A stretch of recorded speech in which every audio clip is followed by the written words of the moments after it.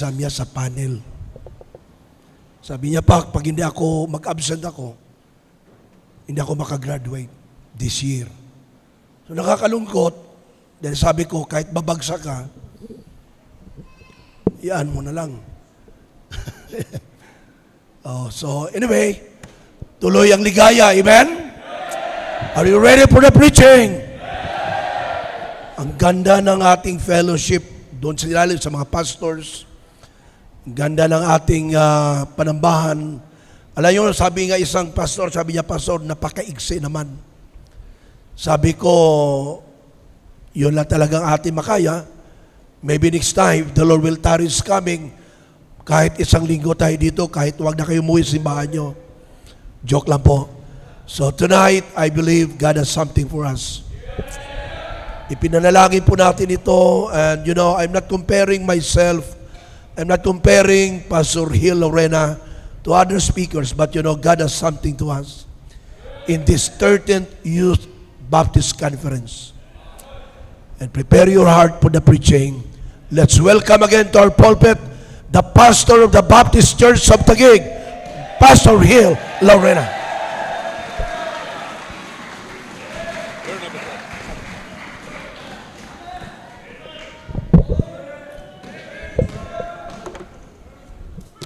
Thank you. At maraming salamat sa bawat isa. Buksan po natin ang ating mga Biblia sa aklat po ng 1 Kings chapter 19. 1 Kings chapter 19. Alright? Actually, the message is in the book of 1 Kings 18, 19, 16, marami po yan. Because tonight we are going to study about the life of Elijah. Okay? 1 King chapter 19 in verse number 4. Are you with me? All right, here's what the Bible says.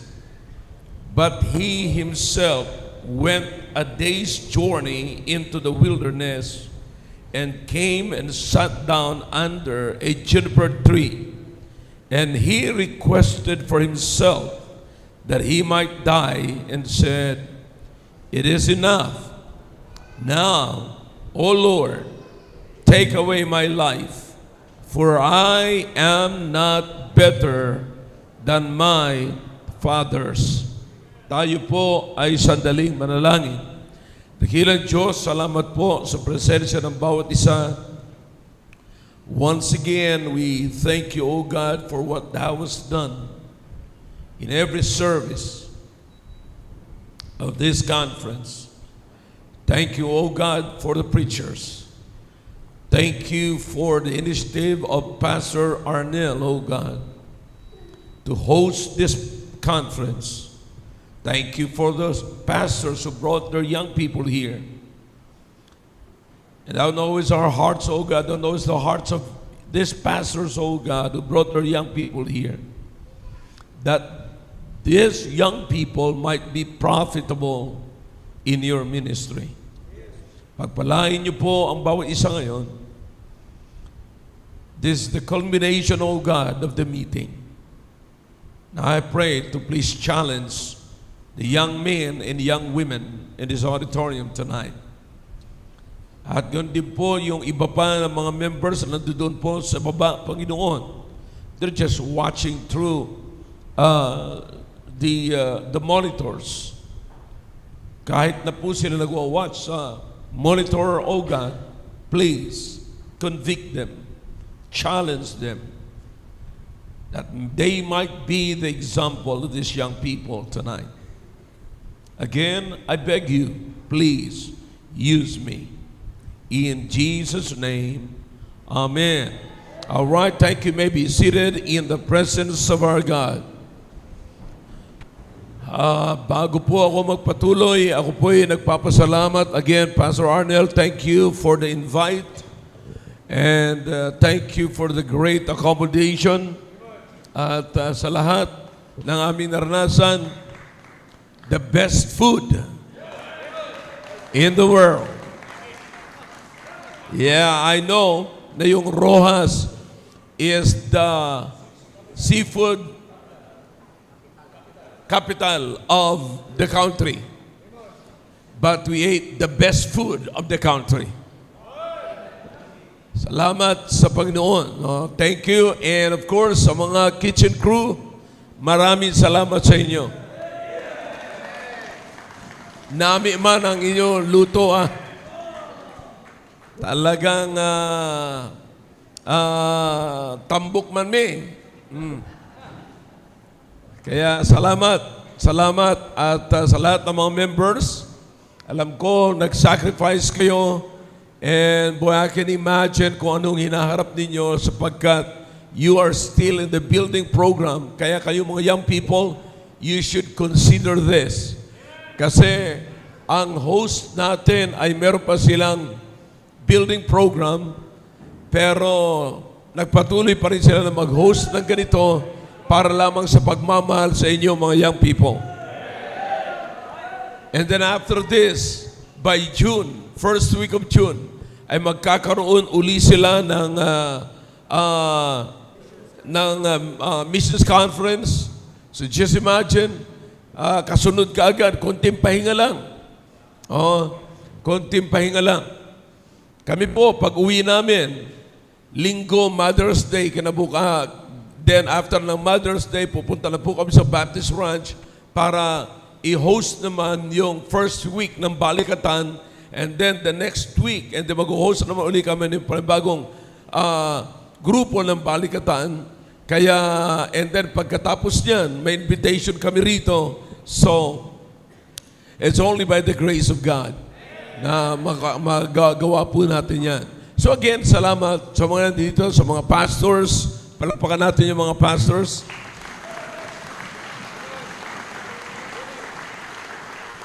Young people, you should be thankful to your pastors na dinala kayo rito. Sapagkat sila ay may pagmamahal sa inyo. At meron silang plano sa inyo. Now listen to me now. Huwag niyong sayangin ang panahon, the time and chance na binigay sa inyo ng Diyos to work with your pastor.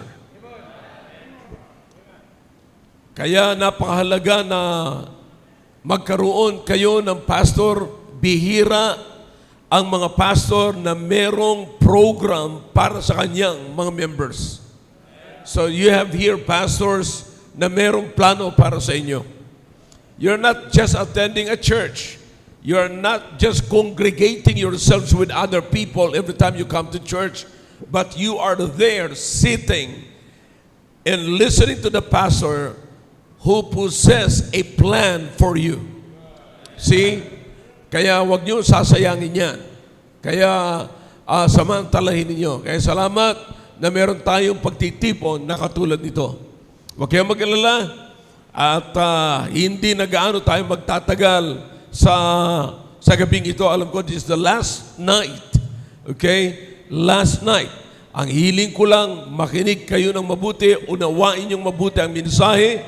Pero pag napansin kong hindi niya nauunawaan, uulit-ulitin ko. Hanggang sa maunawaan nyo at abutan tayo rito ng umaga. Kaya magkunwari kayo na nauunawaan nyo. Okay? Amen. All right. You ready? Okay. Teka muna, isang shot lang.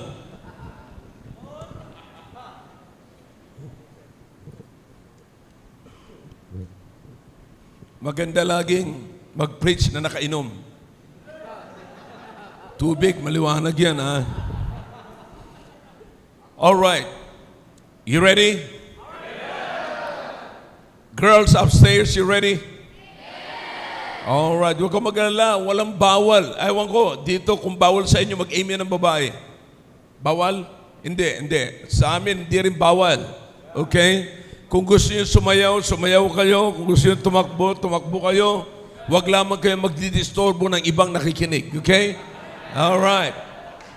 Alright. So, maliban na lamang kung ginagamit niyo yung mga cellphone niyo sa pag-outline, pero kung hindi, tanggalin niyo muna para makapag-focus kayo. Okay? You ready? Alright. Now, ang binasa natin, merong tayong apat na characters dito.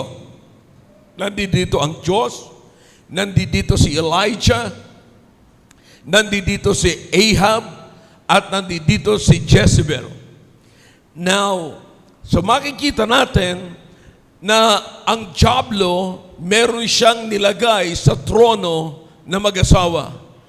And that is Ahab and Jezebel. Sila yung mag-asawa na in-install ng Diablo sa trono sapagkat meron silang may plano ang Diablo.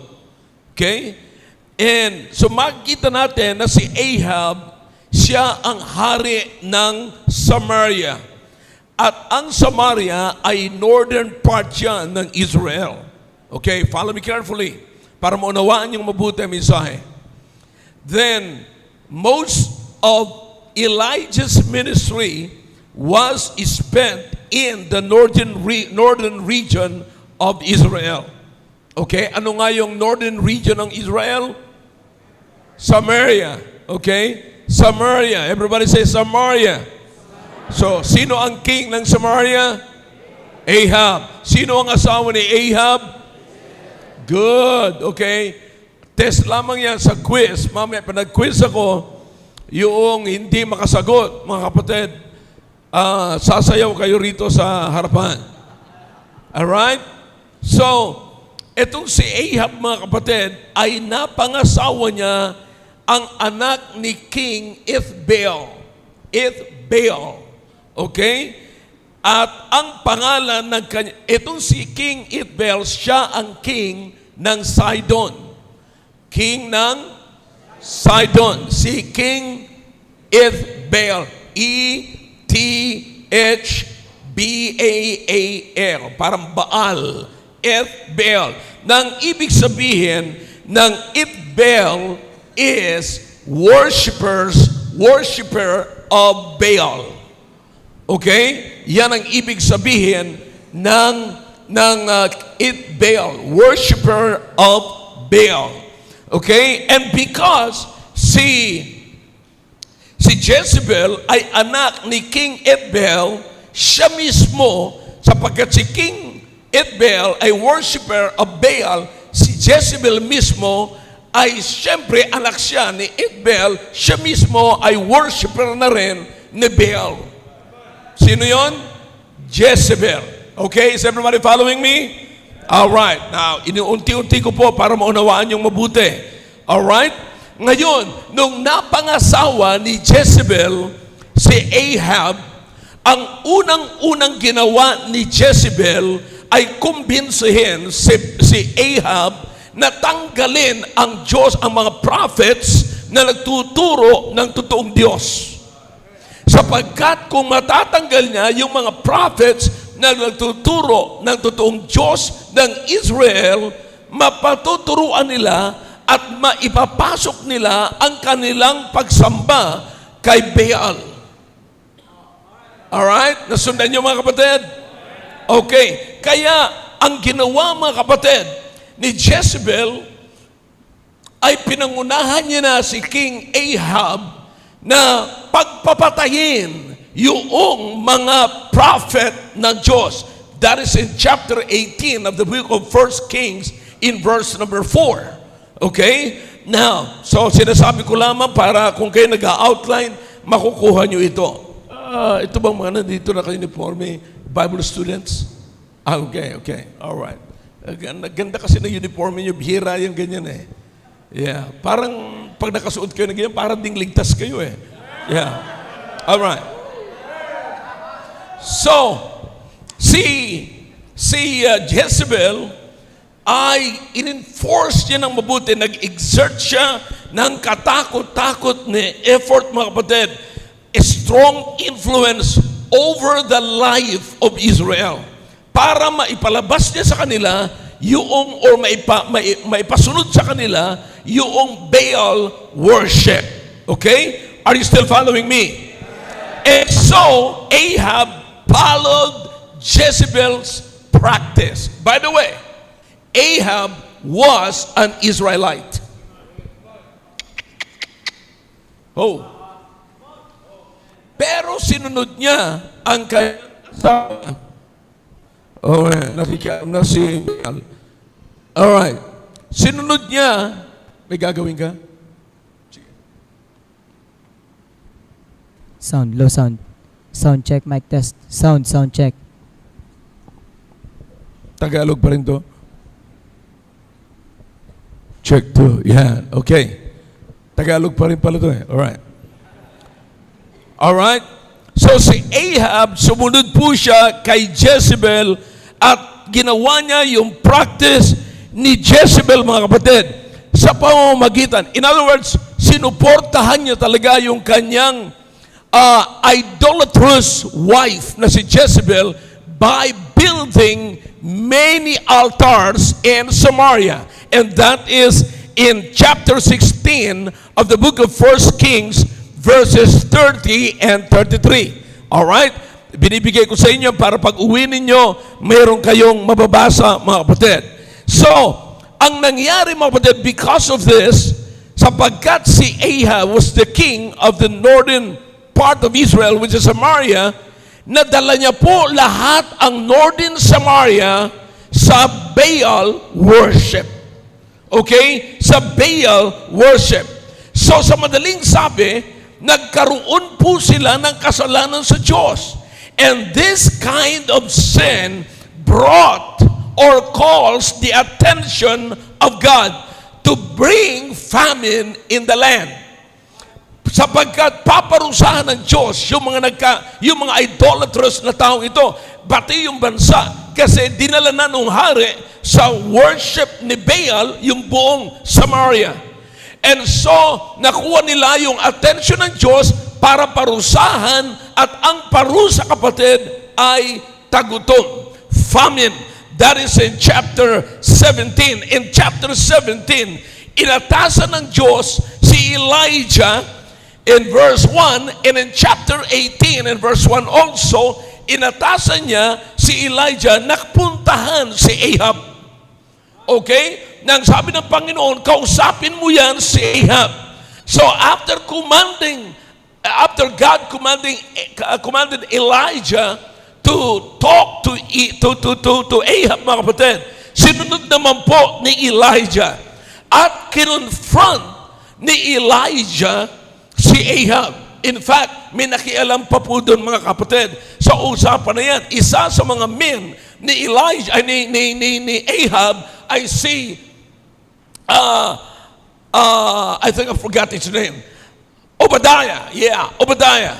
So, nung hinarang siya ni Obadiah at kinausap siya ni Obadiah, sabi ni Ahab, ni Elijah, hindi ikaw ang kailangan ko. Hindi ikaw ang kakausapin ko. Ang gusto kong makausap ay si Ahab. Okay? So, nangyari po dyan, mga kapatid. Ang sabi ni Elijah in chapter 18, kapatid, chapter 18, verse 17 to 18, makikita nyo na dyan na meron silang confrontation. Nag-confront si Elijah at si Ahab. Ang sabi nung nakita ni Ahab si Elijah, ang sabi ngayon ni Ahab, ikaw ba yung lalaki na nanggugulo si Israel?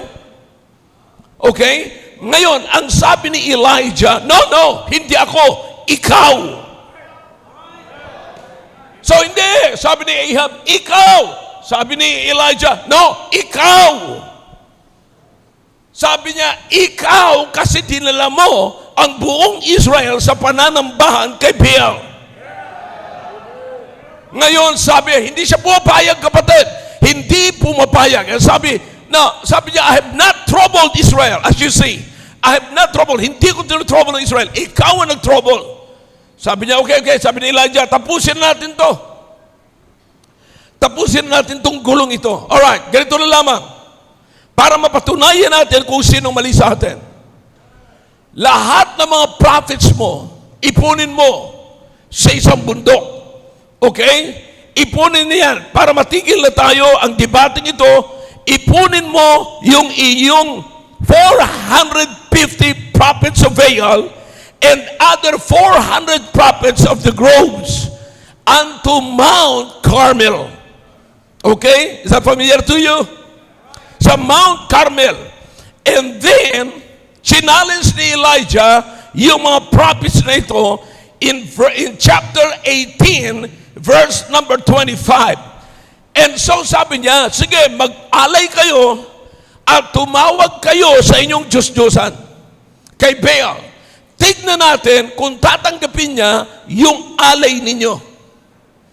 Okay? Ang nangyari ngayon sa mga prophets na ito, tumawag sila, sumigaw sila, pero walang nangyari. Sumayaw-sayaw sila, wala rin nangyari. Sinugatan nila ang sarili nila, wala rin nangyari. So naasar na si Elijah, sabi, oy, psst, alis kayo dyan, alis. It's my turn. It's my turn. So lahat ng kaimposiblihan, ginawa po ni Elijah. Binasa niya ang paligid, binasa niya ang altar, lahat ng mga nakapaligid, halos magputik-putik na mga kapatid. At ang sabi ni Elijah, nanalangin sa Diyos, natanggalin ang altar, tanggalin yung inalay sa altar at matuyo ngayon yung paligid. And brethren, it happened. Nangyari po ang mga bagay na ito, mga kapatid. Now, in chapter 19, mga kapatid, pinaghahabol ngayon, in chapter 18, pinaghahabol ngayon, makikita nyo, pinaghahabol, nagtakbuhan ngayon yung mga prophets at pinagpapatay nila yung mga prophets, okay, ni Baal. And then in chapter 19, nakarating kay Jezebel ang balita. Alright, sino nagparating? Si Ahab. In other words, maganda yung talata, mga kapatid. Nagsumbong si Ahab sa asawa niya.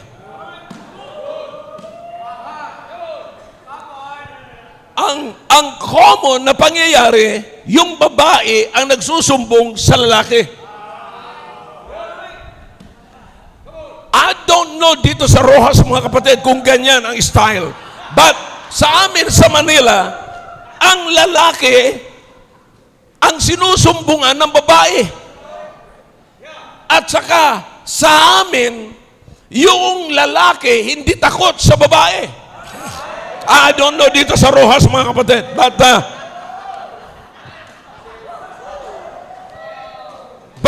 that is exactly what happened. Nagsumbong ngayon si Ahab sa kanyang asawang si Jezebel. Remember, hindi yan ang first time kasi sumunod si Ahab, sinundan niya si Jezebel.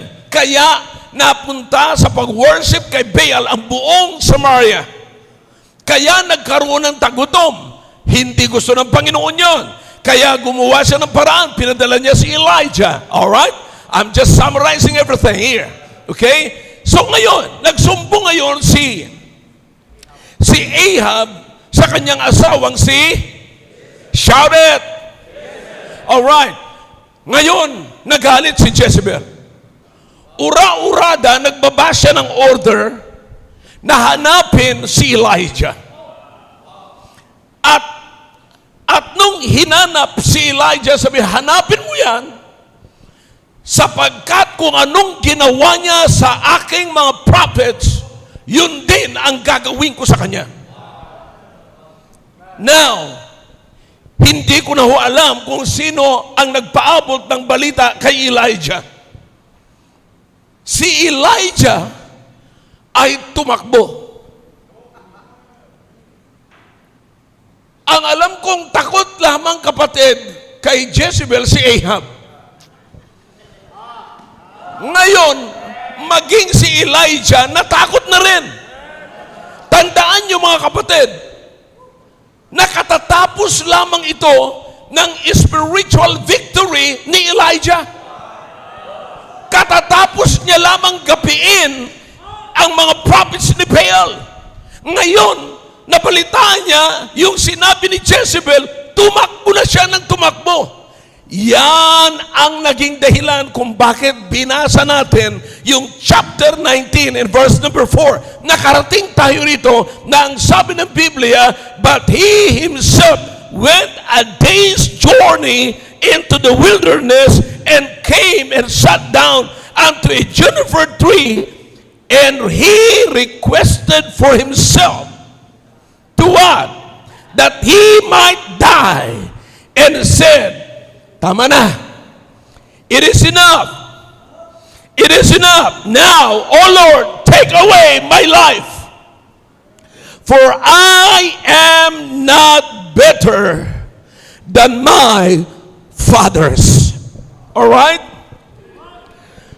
Napagod siya kasi si Elijah, kapatid, ay tumakbo po siya ng mahigit 82 to 85 miles outside ng jurisdiction ni King Ahab para malibre na siya sa kaso. Kasi hindi na pwedeng mag-apply ng batas si Ahab kung nasa labas na ng jurisdiction ng Samaria si Elijah. So natagpuan na nandoon siya sa Juniper Tree at doon siya nakikipag-usap sa Panginoon. Again, alamin niyo, inatasan siya ng Panginoon, harapin si Ahab, at nanalo siya against, napatunayan niya na merong Diyos at ang kapangyarihan ng Diyos ang powerful kaysa kay Ahab by defeating the what? The prophets of Baal. Are you with me? And now, he's running. He's running. And when he gets tired, eto na ho yung panalangin niya. Kapatid, alam nyo, kapag napagod ang tao, nagsasalita siya nang hindi niya naman, hindi ganun ang ibig niyang sabihin.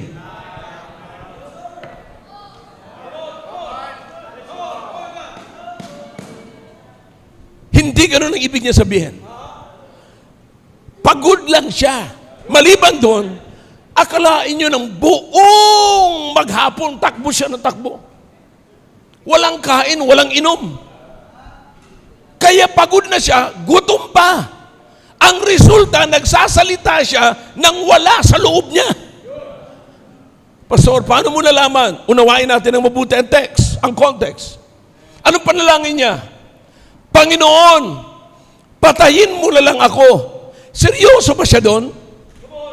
Kasi kung seryoso siya talaga na namatay, na gusto siyang patayin ng Panginoon, bakit umalis pa siya ng Samaria, samantalang nandoon si Jezebel, gusto na siyang patayin?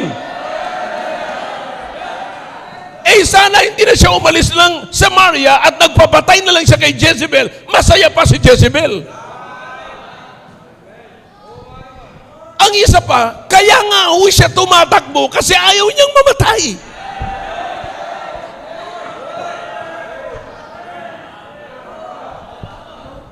I don't know. Naisip niyo ba yun, mga kapatid? So tumakbo siya para hindi siya mapatay. Ngayon sasabihin niya, patayin mo na lang ako, Panginoon. Ayoko na, tama na to.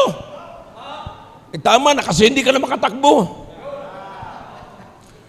So, blain mo, nandiyan po yan. Sasabihin niya, Panginoon, patayin mo na lang ako.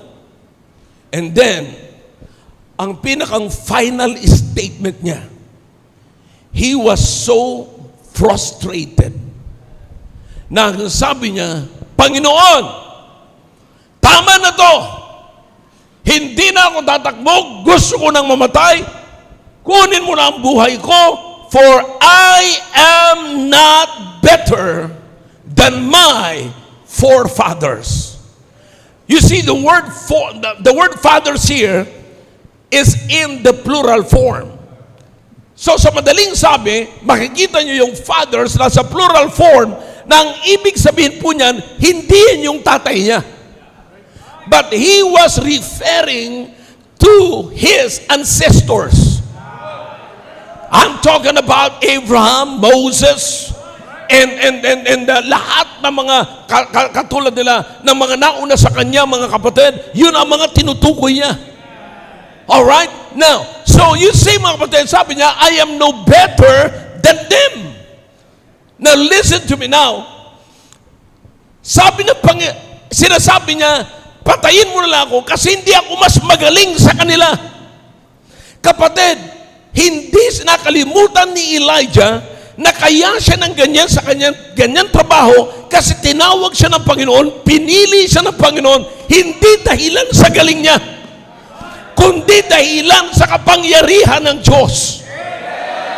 I don't know about you. Listen now. Lahat tayong nandito, mga kapatid, tayo ay naririto sa gawain. Sino man ang nandito sa gawain, sino man nagpapagamit sa Panginoon, hindi kayo ginagamit ng Panginoon sapagkat magaling kayo. Hindi kayo ginagamit ng Panginoon sapagkat matalino kayo. Hindi kayo ginagamit ng Panginoon sapagkat kahanga-hanga kayo. Ginagamit kayo ng Panginoon sapagkat pinili kayo ng Panginoon na gamitin at ang Panginoon ang magbibigay ng kapangyarihan para sa inyo. Listen now. Nakita niyo yung paghanga ni Elijah sa kanyang mga ancestors? Yeah. I don't know about you. Kilala ko naman, mga kapatid, si Abraham. Sumunod siya sa Panginoon nung siya'y tinawag, pero si Abraham ay nagkasala rin. Si Moses, sumunod din siya sa Panginoon. Pero mga kapatid, si Moses ay nagkasala rin. Di ba? Now, pero ang kagandahan niyo, mga kapatid, sino tong mga tinutukoy na fathers o ancestors na sinasabi niya, I'm no better than them. Sila yung mga ginamit ng Diyos na nauna. Sila yung mga ginamit ng Diyos at gumawa ng kamangha-mangha at nagpakilala sa mga tao patungkol sa Diyos ng Israel. In other words, they are God's contender of their time. Sila yung contender ng Diyos sa panahon nila. Sa panahon ni Abraham, ang contender ng Diyos ay si Abraham. Sa panahon ni Moses, ang contender ng Diyos ay si Moses. Sa panahon ni Joshua, ang contender ng Diyos ay si Joshua after the death of Moses. Are you following me? Sa panahon sa New Testament, we have the Apostle Paul who wrote many letters to the churches. And God's contender during his time was the Apostle Paul. Pero ang hinahanap ng Panginoon, after Abraham, after Moses, after Joshua, sino ang tatayo para sa Diyos against the prophet of Baal? It must be Elijah. Pero ang nasa isip ni Elijah, magagawa ko lang ito at hindi ako mag-fail kung kasing galing ako ni Abraham, kung kasing galing ako ni Moses, kung kasing galing ako ni Joshua. Pero ang sabi ng Panginoon, no, hindi ko kailangan ang Abraham ngayon, hindi ko kailangan ang Joshua ngayon, hindi ko kailangan ang Moses ngayon. Ang kailangan ko ngayon ay isang Elijah na magkukontent at magpapakilala na merong Diyos ang Israel. Ang problema natin ngayon, mga kabataan, malapit na ako matapos. Ang problema natin ngayon, hindi tayo tatayo sa ministry kasi ang rason natin, hindi ako kasing galing ni Pastor Arnel. Mga pastors, huwag kayong magkikibit balikat at mag-feel inferior sapagkat hindi kayo si Pastor Hill, hindi kayo si Pastor so-and-so. Listen, you must be God's contender of your time. Iba ang panahon ni Abraham, iba ang panahon ni Moses, iba ang panahon ni Joshua. Hanap, Pastor Arnel, ng mas magaling sa iyo. Ang hinahanap ng Diyos, sino ang tatayo, ang contender ng Diyos? Young people, pagdating sa eskwelahan, sino ang contender ng Diyos?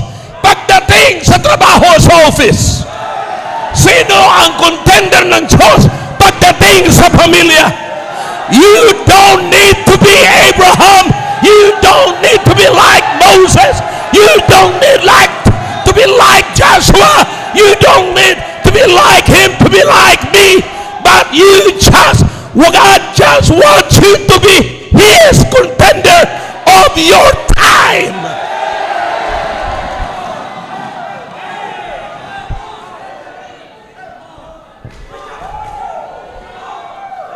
Si Abraham, Pastor Arnel, contender yan ng Diyos yung panahon niya.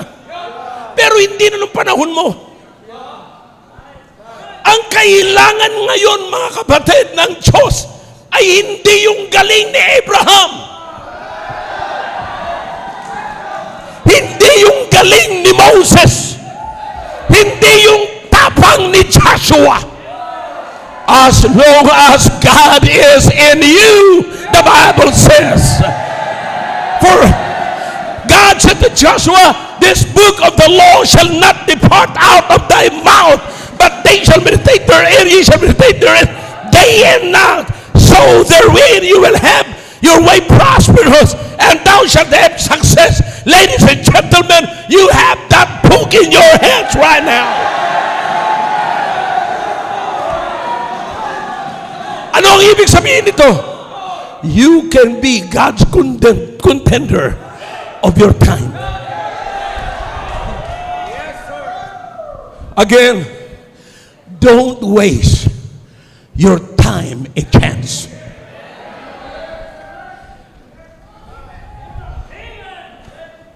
Hindi mo kinakailangan, young men, heads up, heads up!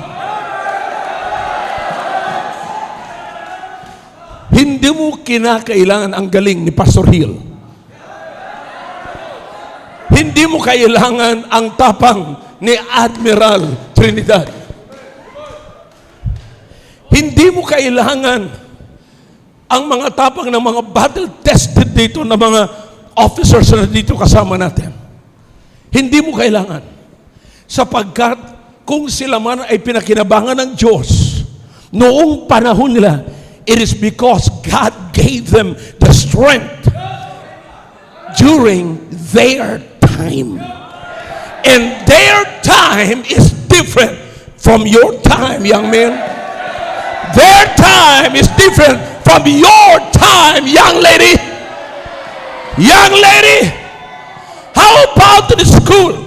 Sino ang nasa college ngayon? Sino ang nasa high school ngayon? Sino ang nasa campus ngayon na ngayong gabi ay magpapahayag, Pastor, by the power and grace of God, I want to be the contender of God in my time.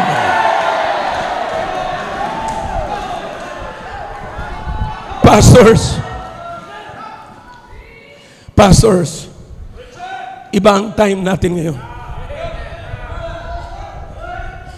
Tapos na yung time ng mga nauna sa atin. Tapos na yung time ni Jack Hyles. Tapos na yung time ni John R. Rice. Tapos na yung time ni Billy Sunday, Pastor Arnel. Naalala ko si Billy Sunday. Pag lumabas si Billy Sunday, hinihintay siya ng mga tao sa kalsada. At pag lumabas na si Billy Sunday sa kalsada, naglakad na siya sa Chicago, kapatid, nagpapalakpakan na ang mga tao at sumisigaw niya sa Satanas, tumakbo ka na, nandyan na si Billy Sunday! Pero ngayon, mga kapatid, namumuhay na tayo ngayon sa panahon na ang Diablo ay hindi na natatakot sa church. Bakit? Parang wala ng power at wala ng tumatayo para sa Panginoon. By the way, just to understand the word contender, the root word of God is to contend. And you will find that word in the book of Jude. Verse 3. Earnestly contend. Sa Greek word, it is only one word. Pero in English po nila yon, hindi kaya. Sa Old English ng King James Version, hindi kaya na ilagay sa isang word yung salitang contend. Sa English, hindi kaya. Sa Greek word, one word. Sa English, kinakailangan mag-towards, kinakailangan may adjective. Okay? Bakit? Sapagkat grabe po ang ibig sabihin niyan, earnestly content. You have to agonize. You have to agonize. Take it seriously. You're not playing when you say you are contending. Walang naglalaro sa isang nagkukontend. Sapagkat pag sinabi mo yung contend, naglalaro, hindi ka nagkukontend. Nakikipaglaban ka at nilalagay mo ang buhay mo dyan, ang hirap mo dyan, ang luha mo dyan, ang pawis mo, ang dugo mo. No wonder kung bakit yung mga forefathers natin, back to the book of Hebrews chapter 11, they were punished by the world, though the world do not deserve it. Hindi sila worthy na gawin nila yan sa mga Kristiyano noong araw. But the Christians back in the early church, they earnestly contend for the faith. Now, listen to me now. Kapatid,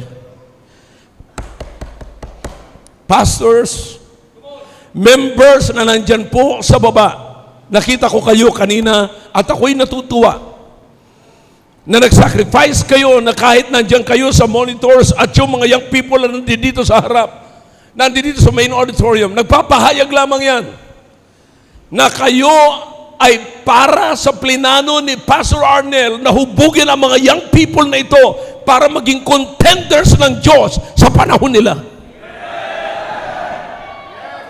And when you agree with that, kayong mga magulang na nandyan sa baba, you are God's contenders in your family. Mga asawang lalaki, you've got to be God's contender in your family. Na pagkapanahon na ang mga young people ay ayaw sumunod sa kanilang mga magulang, kinakailangan person mo, halika, kinakailangan magsimba ka. Dapat meron tayong mga magulang na magsasabi, walang bata na nakatira sa pamamahay ko na hindi magsisimba ng linggo. Mga tatay, listen now. Ang problema natin sa bahay natin ngayon, ang problema natin, diyan ka lang iyo, masyado kayong connected sa anak nyo sa pamagitan ng emotion, but not by conviction. Tandaan nyo, nagpapalaki kayo ng isang magiging asawang lalaki, ng isang magiging tatay na katulad ninyo.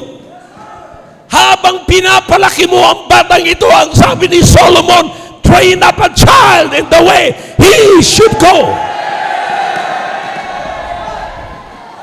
And the only way to do that is to be God's contender of your time.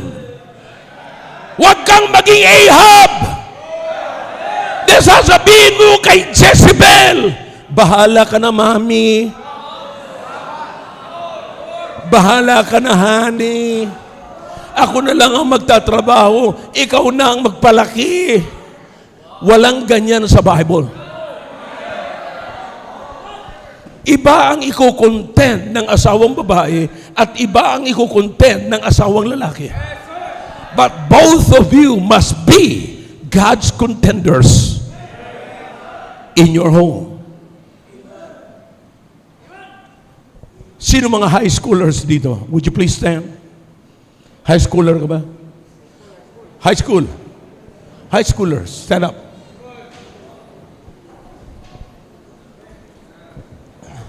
All right. Look at this way. Dito kayo, dito nakatingin. Anong attitude meron kayo sa high school campus? Ilagay nyo sa isipan nyo ito, young people, makinig. Ilagay nyo ito sa inyong isipan. Mula ngayon, pagbalik ko sa eskwelahan, ako ay magiging contender ng Diyos. Ipapakita ko sa mga estudyante na walang Biblia, na walang simbahan, walang pastor, walang Diyos sa buhay nila. May pera sila pero walang Diyos. May tatay sila pero walang Diyos. May maganda silang bahay pero wala silang simbahan. Pero ipapakita ko sila, ano man ang kalagayan ko sa buhay, wala akong pakialam because the best situation and condition in my life is that I have God in my life. And while I am in the campus, I am God's contender. Will you commit yourself for that? Come on, young people, will you commit yourself? Kayo mga nakatayo, kaya nyo bang gawin yan? Huwag kang mahiya kung wala kang pera. Sapagkat hindi nakakahiya ang isang kalagayan na walang pera pero merong Diyos. Hindi nakakahiya ang isang pamilya na walang malaking bahay pero may malaking simbahan. Hindi nakakahiya sa isang persona, sino man sa inyo, ang walang kakilalang artista at mga popular na tao sa ibabaw ng lupang ito, pero meron kayong pastor.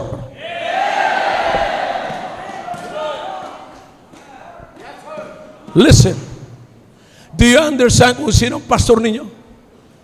Do you understand nandito ang inyong mga pastors? Pastors, halip po kayo kung may mga, dito po kayo, mag-line up kayo rito. Pastor, pakitayo na lang. Line up kayo rito, pastor. Move lang dito, pastor. Pastor, dire, pastor. Isod.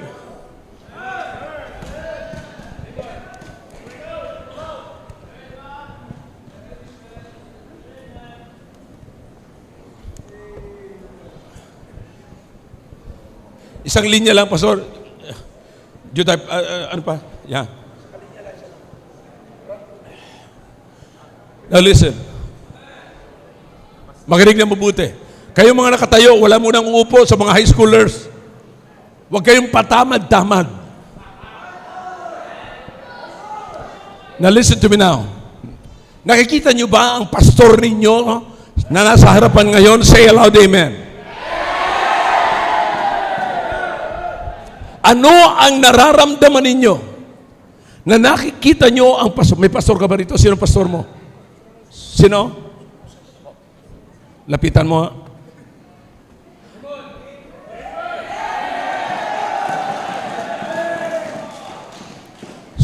Ano ang pakiramdam mo ngayon na katabi mo ang pastor mo? Okay lang. Parang nagmura ka. Ano yun? Ano?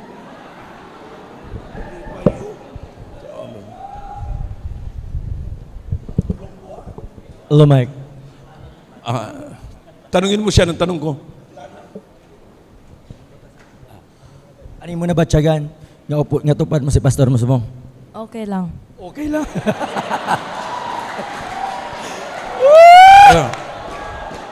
Makinig kayo mga kapatid. Because this is not a joke. This is real talk.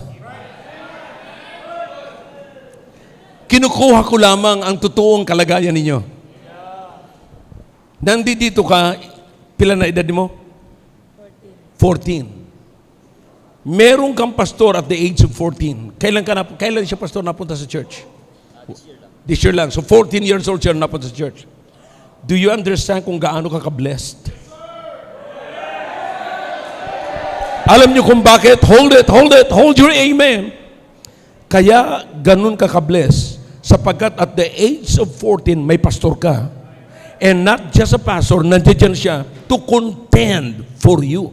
Para hindi ka masaktan ng dyablo, hindi masira ng dyablo ang buhay mo, hindi ka na mabibigyan ng dyablo ng sigarilyo, hindi ka na mabibigyan ng dyablo ng alak, hindi ka na mabibigyan ng dyablo ng drugs, hindi ka na mapapariwara, hindi na mawawala ang landas mo because God has assigned somebody in your life that will train you and teach you the way of God.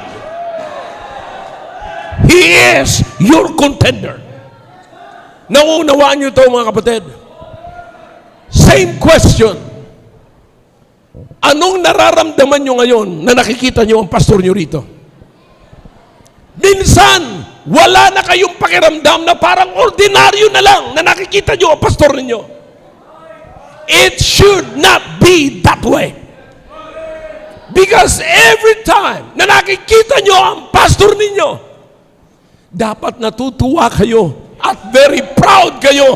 May feeling ng security kayo. Why? Because the man of God, I said the man of God is with me. Hindi ko makita ang Diyos, hindi ko maramdaman ang kamay ng Diyos, pero isa lamang alam ko, I got His man. And my man, the man of God, got my back. Sa panahon na hindi ko alam na nasa panganib na ako, meron akong contender para hindi mapahamak ang buhay ko. Young people, don't take this message lightly. College, kayo ba mga nakaupo? At saka kayong mga nakaupo ngayon na college kayo, college students kayo, and out of school youth, will you stand up please? You see your pastor here? Kapatid, aren't you proud? Aren't you proud na merong isang persona na inisa ng Diyos na magkukontent, na mag-iingat sa iyo?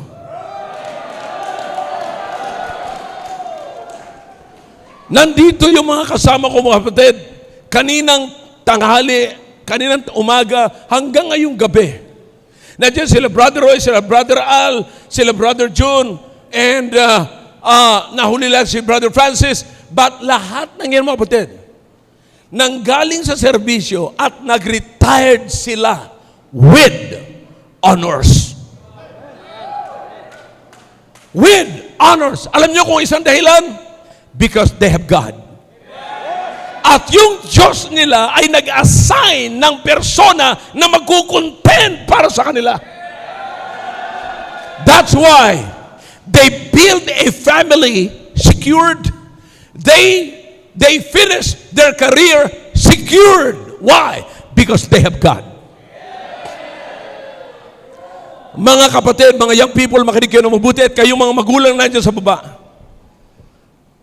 Nakakita na po ba kayo ng mga young people? At the age of 14, hindi na siya teenage girl, kundi siya ay isang teenage mother. Why is that? Sapagkat ito yung mga kabataan na ini-ignore ang presensya ng Diyos. Nagsasabing hindi mahalaga ang Diyos, hindi mahalaga ang Bible, hindi mahalaga ang simbahan, hindi mahalaga ang pastor. Ngayong gabi, upon realizing all of this, I'm closing now. Listen, it's time to say to God, yes, I'm committing myself to be your contender in my time. Don't be like me. Don't be like Pastor Arnel.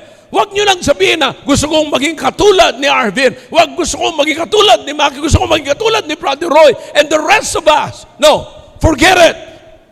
Just be God's contender. Ngayon, nandito ang mga pastor ninyo. Pastor, maaaring tanong nyo, is it possible na pwede akong gamitin ng Panginoon na katulad ng sinasabi mo maging contender niya ako?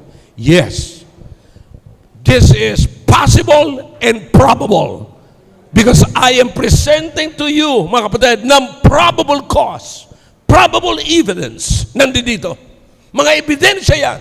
Ngayon ang dahilan, sila ang cause, mga kapatid, na kaya mong abutin ang gusto mangyari sa iyo ng Diyos. Now, here's what what you're going to do. Okay? Kung nandito mga pastor ninyo, kung kayong mga nandyan sa taas, I don't know kung paano natin gagawin ito, pastor. Marami tayo rito, mga tao. Pero ito na lamang ang hihilingin ko. Kung meron kayong gagawing commitment ngayon, sabihin niyo sa Panginoon, Panginoon, I'm committing myself na ako'y maging contender mo sa school campus, maging contender mo sa opisina namin, Maging contender mo sa mga kapatid ko, sa mga bahay namin. Pastor, please pray for me. Now, kung yan ang panalangin mo ngayong gabi, umalis ka sa kinalalagyan mo, lapitan mo ang iyong pastor at sabihin mo sa pastor mo, Pastor, please pray for me. I want to be God's contenders or God's contender. Will you do that? Will you do that? You go ahead, lapitan mo. Pastor, pwede bang umakyat sila rito yung ibang pastor? Okay. Sige. Lapitan ninyo. Young people, kung ganyan ang panalangin ninyo, bumaba kayo dyan, lapitan ninyo ang inyong pastor. Lapitan ninyo ang pastor. At sabihin nyo sa pastor ninyo, yes, I want to be God's contender. In my time, Pastor, please pray for me. Andito si Pastor Arnel, do you thank him for contending for your life? Pasalamatan natin. Pasalamatan natin. Maaring hindi nyo gaano ako naiintindihan, mga kapatid. Ipapasa ko ang mikropono kay Arvin o kay Pastor. Okay? You go ahead. Lapitan nyo. Pastor, kung sikip na kayo dyan, pwede rito. Okay? Pwede rito. So, find place for you. Okay? Alright, you go ahead. Pastors, please pray. Please pray. Ipanalangin ninyo ang inyong mga miyembro. Ipanalangin ninyo. At maaaring yung iba dyan ay gusto mag-aral sa Bible school para lumakas sila at maging contender sila ng Diyos. Whatever their decisions, Pastor, please pray for them. Go ahead, Brad. Mga pastor sa dalom, please, saka kamudanay. Your members needs you.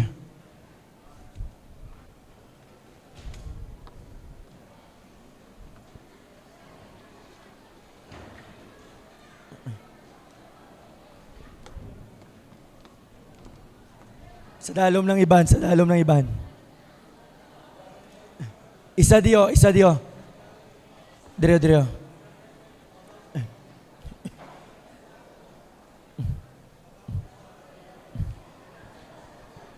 Sino inyo, pastor? Okay. Ang mga wala pastor, kadto mo di sa akon. Mga wala pastor. Sir Roy, can you pray sa mga wala pastor? Wala pang pastor nila. Come. Ang mga wala pastor, dire. Ang mga wala pastor.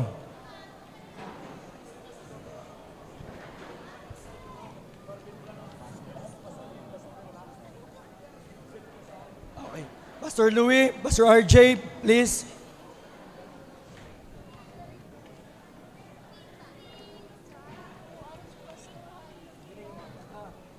Yung mga pastor nyo wala. Oh.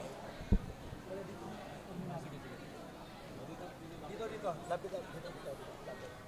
Amen. Okay, pag-pray tayo ha. Pray tayo.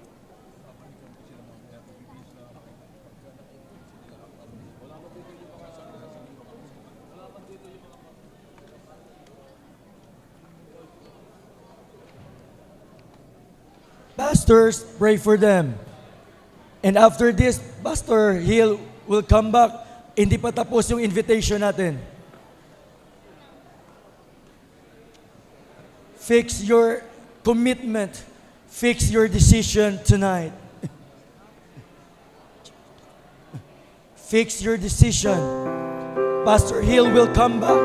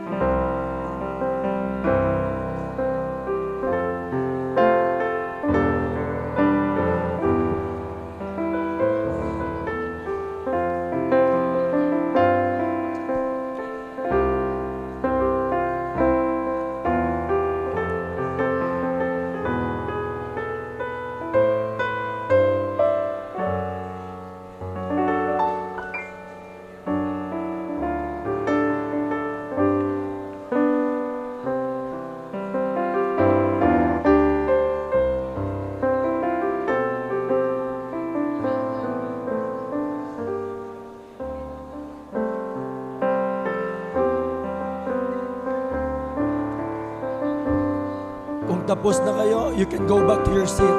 Hindi pa tayo tapos ng invitation. Fix your decision tonight and commit it to God.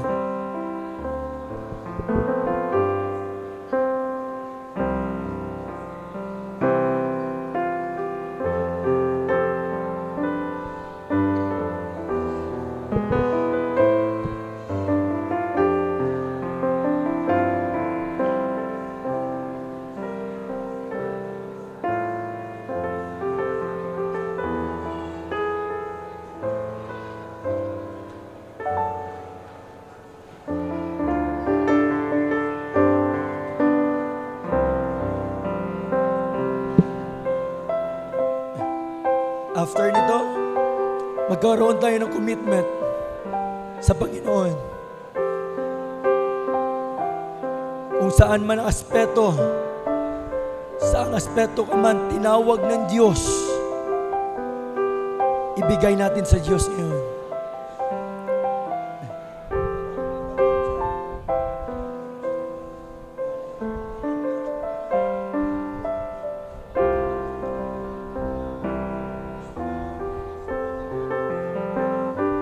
Amen. Praise the Lord. Amen.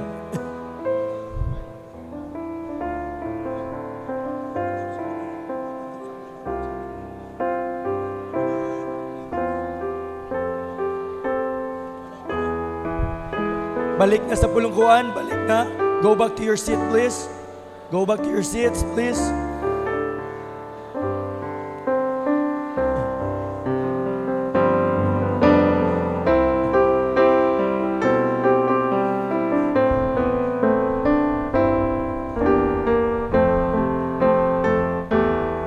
Amen. Amen. Praise the Lord. Thank you, Lord Jesus. Amen.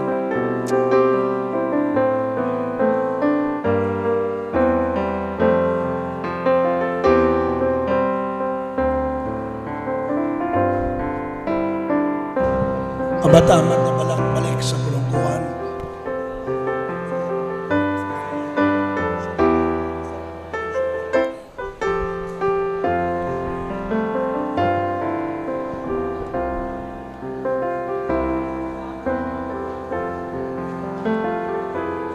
Amen. Amen.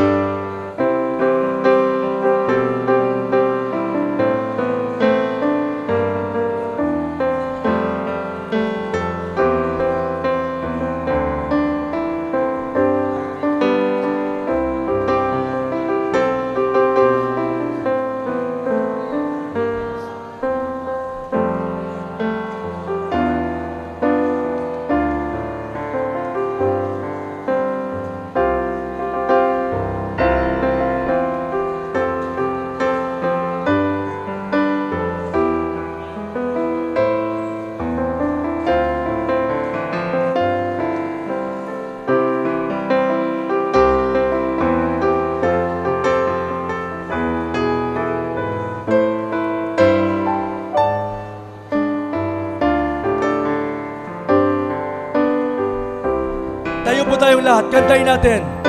A sinner saved by grace while waiting for Pastor Hill. Let's sing A Sinner Saved by Grace.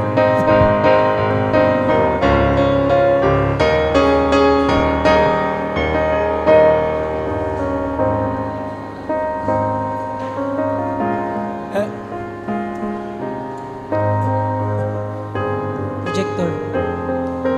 Hindi pa tapos yung invitation natin.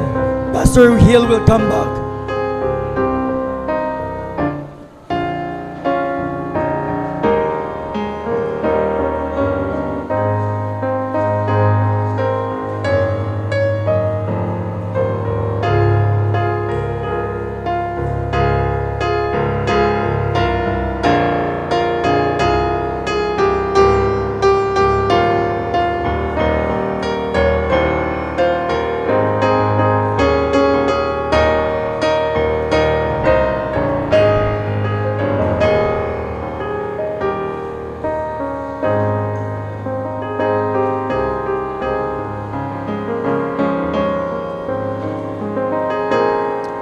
Let's all stand up, please.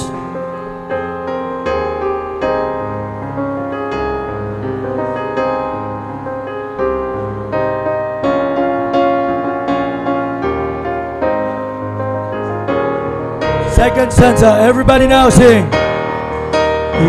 Second stanza, second stanza.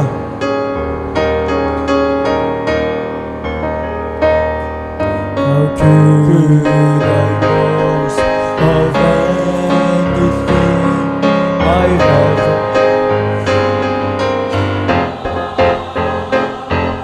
How could I dare to claim as mine the victories God has won?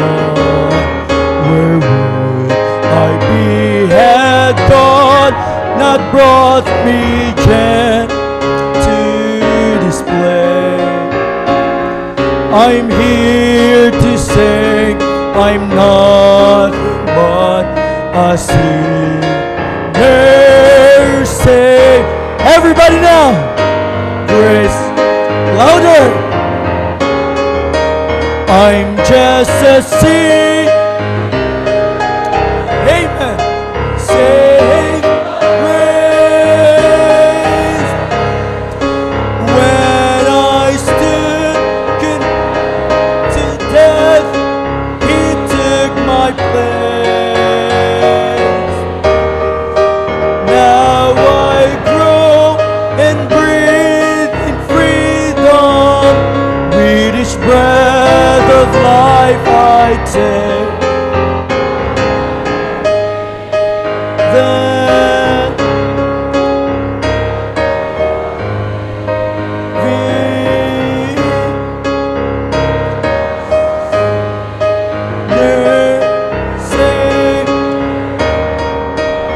first stanza. If you could see what Amen. If you could go with me back to where I started from, then I know you could see a miracle of love in infinite grace. Me what I am today, a sinner saved by grace. Louder! I'm just a sinner.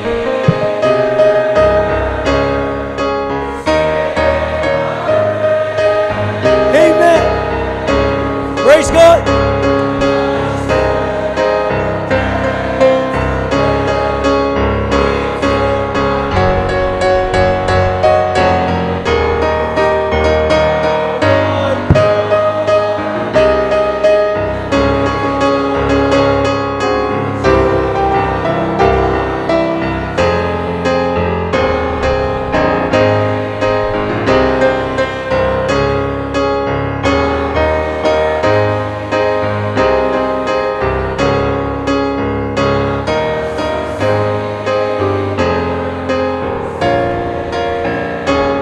By grace.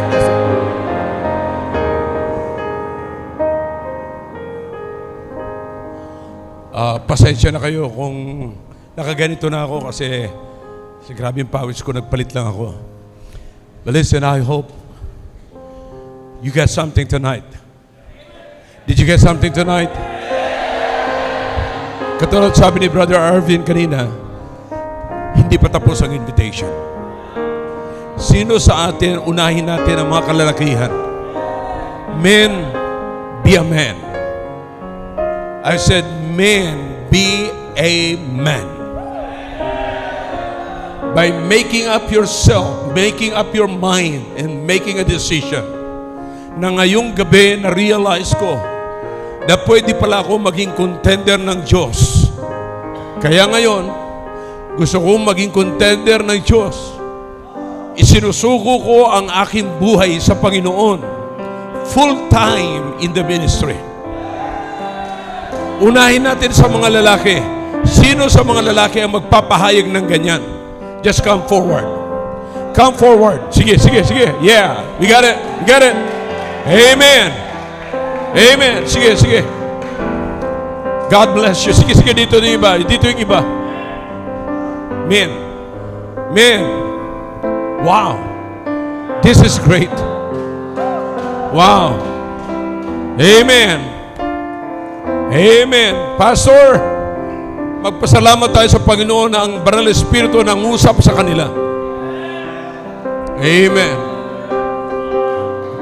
Huwag nyo nang ibibigay ang inyong panahon. Huwag nyo nang ibibigay ang inyong time and chance sa Diablo. Because dinisign na yan ng Diyos para sa inyo.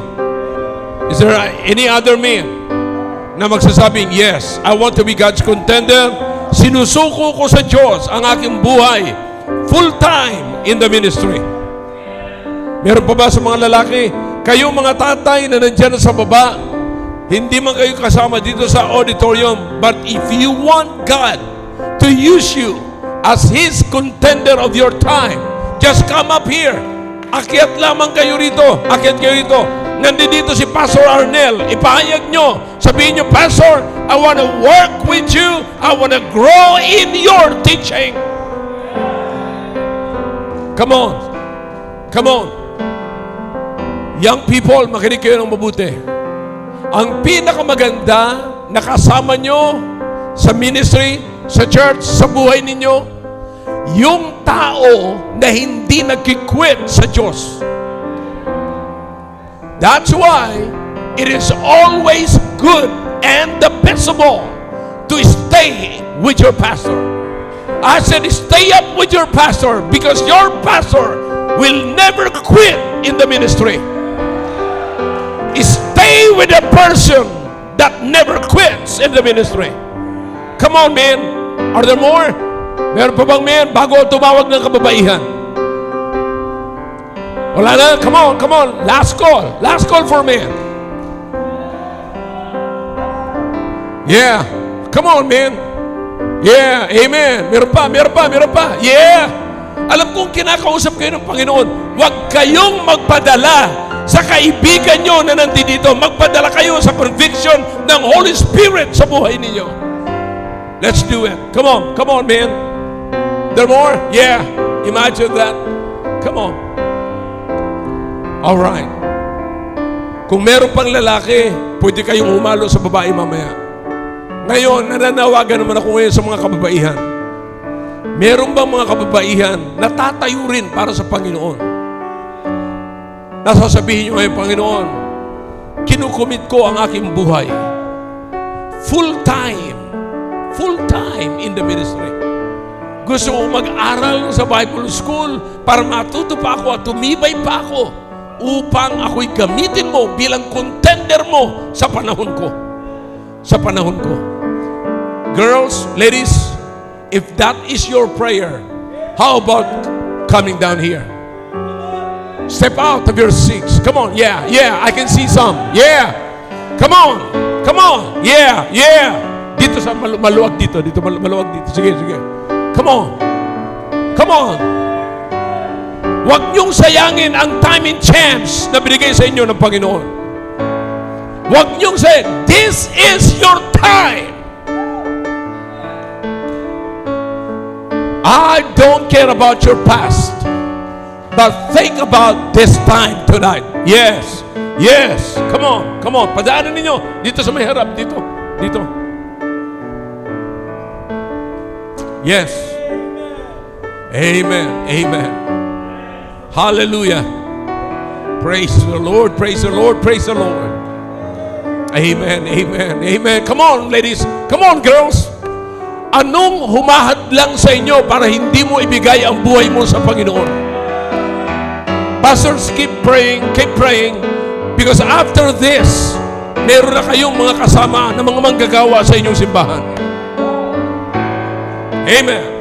Praise the Lord. How about you? Some of you ladies. Anong humahadlang sa inyo para hindi kayo gamitin ng Panginoon? Sayang yung time and chance na binigay sa inyo ng Panginoon. This is your time. Don't waste it.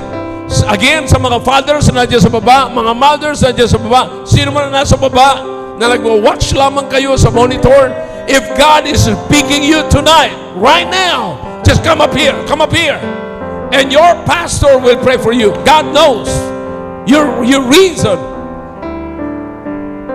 Alam ng Panginoon. Amen, amen, amen. Come on, let's do it. Let's do it. Sige, kung meron mang galing sa baba, akit kayo rito. Akit kayo rito. Amen. Amen. Meron pa, padaanin ninyo. Come on, girls. Make up your mind. Make up your mind. Make up your mind. Ilang kanta na lamang. Then I'll close the invitation. And brethren, girls, men, kung nagmatigas kayo sa Panginoon ngayon, now think about the time and chance that you missed. Ito na yung time mo. Huwag mo nang sayangin. Binigyan ka na ng Diyos ng pagkakataon. Huwag mo nang sayangin. Come on, pastors, help me pray. Help me pray. Help me pray. This is a serious matter. Dumating tayo sa panahon na napakahalaga ngayon. Come on. Yeah. Yeah. Yeah. Yeah. Some of you are still making up your mind. All right. Men, think about the time and chance. Think about it. Think about it. Nagsalita rito ang mga kapatiran natin na galing na sa serbisyo, na subukan na nila ang paglilingkod at pinatunayan sa inyo na ang career, ang pagiging faithful sa gawain ng Panginoon ay hindi threat sa career, kundi katulong sa career. So if you are a career person, why don't you give your life sa Panginoon at sabihin niyo, Panginoon, gamitin mo ako para makatulong yung career. Gamitin mo ang aking career. Come on. Yeah, yeah. Wow. Let's fill up the altar. Yeah. Amen. Are there more? Are there more? Okay, we will just sing the song, I have decided to follow Jesus. Just 2 stanzas of that song, and then we will close the invitation. Come on, girls. Yeah. I can still see some girls coming. Okay. I have decided to follow Jesus. I have decided to follow Jesus. Come on, girls. Decided to follow Jesus. Come on, pastor, sing with us. No turning back. Before we sing the second stanza, men, make up your mind. Ladies, make up your mind. This is your time and chance. Make up your mind. You want to know more of Jesus? All right. This is your time and chance. Huwag niyo sayangin. Do no one join me, still I will follow. Do no one join me, still I will follow. Do no one join me, till I will follow. No turning back, no turning back. One more time. I have decided. Sing it. To follow Jesus. Yeah. I have decided to follow Jesus. I have decided to follow Jesus. No turning back, no turning. Last chance. Last song and last chance. Yeah, come on, man. Yeah. Sabi ko sa inyo, meron pa eh. Yeah, come on, man. Yeah. Last chance. Huwag nyo nang hintayin pa ang huling kanta. Sige na, make up your mind. Come on, girls. Yeah, yeah. Amen. Nakikipag-uusap pa rin ang Diyos sa inyo. Huwag nating patagalin. Yeah. After this song, last song, we're done. Man, after this last song, we're done. Come on, come on. Huwag mong hintayin na yung kaibigan mo magbibigay din ng buhay. Make up your mind. It's a personal decision. Make up your mind. The song says, "Do no one join me, still I will follow." Kahit na ako na lamang ang mag-isa, tatrabaho pa rin ako para sa Panginoon. Last song. Do no one join me, still I will follow. Sige. Still come on, wag mo nang tiisin. Come on. Do no one join me, still I will follow. No turning back, no turning back. All right. Sa mga nandito ngayon sa harap, may I have your attention? Sa lahat nandito sa harap, may I have your attention? Look at me. Look at me. Look this way. Okay? Stand up and look at this way. Now listen. I hope you just made a convictional decision, not an emotional decision. Makinig kayo ng mabuti. After this, kausapin ninyo ang inyong mga pastor.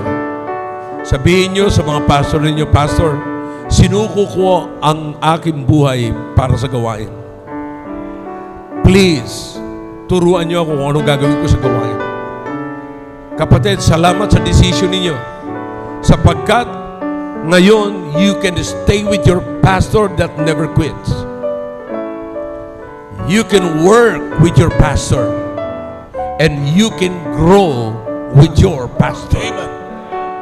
Grow with your pastor.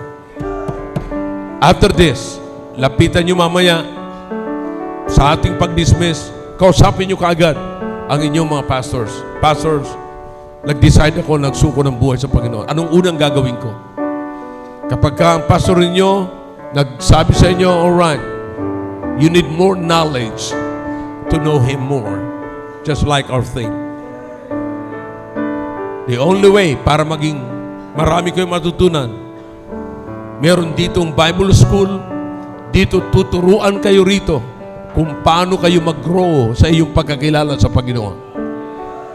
Then pastors, submit to them. Submit sa ganung klaseng knowledge.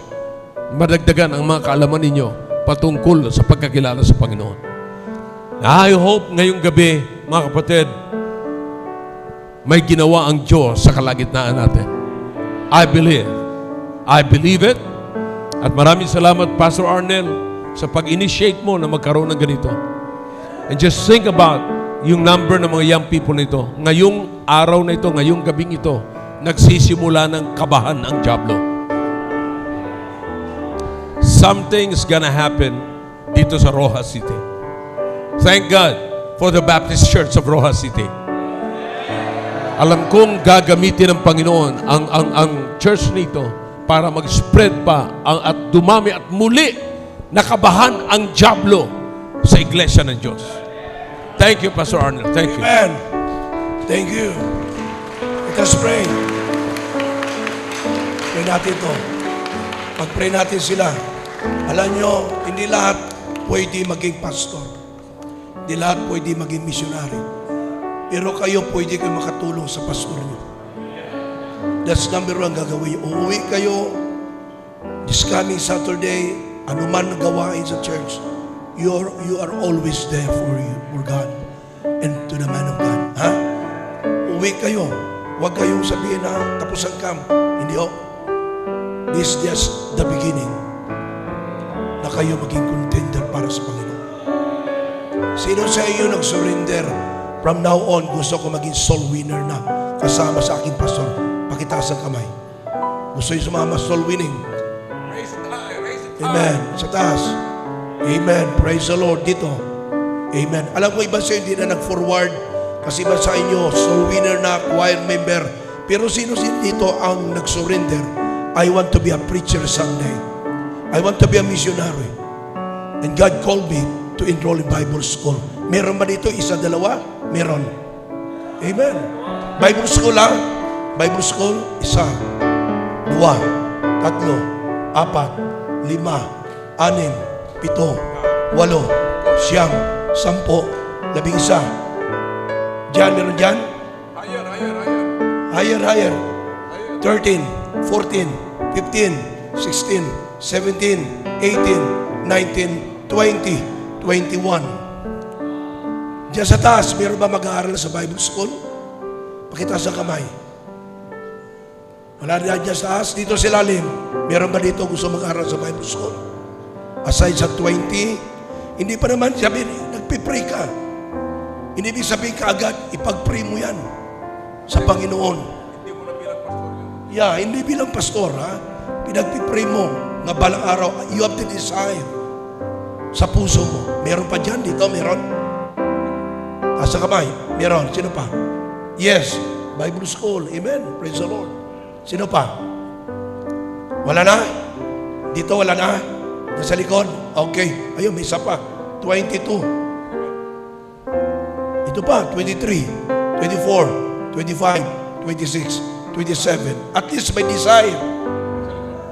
28, 29, 30, 31, 32, 33. Amen. Praise the Lord.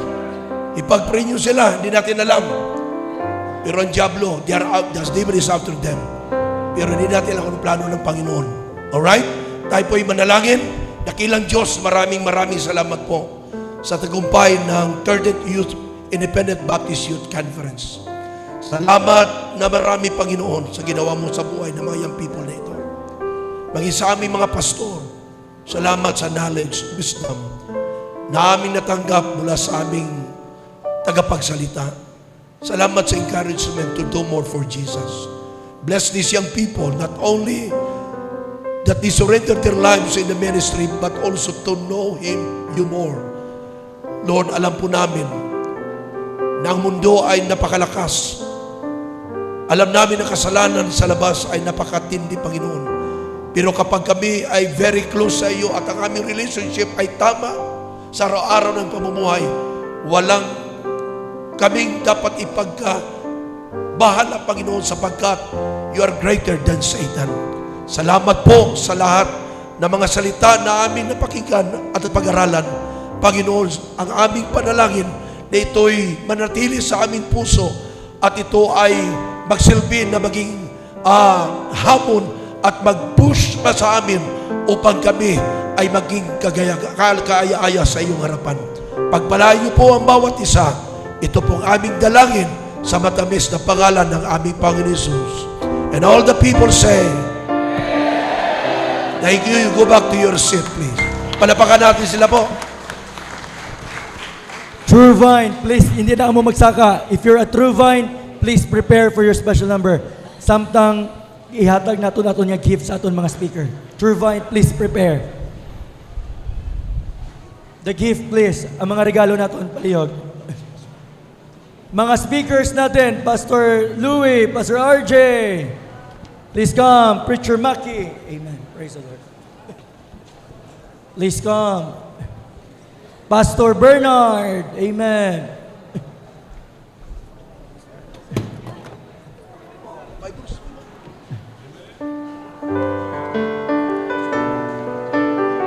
Amen. Amen. Praise the Lord. Wow. What a great youth conference. Amen? My goodness.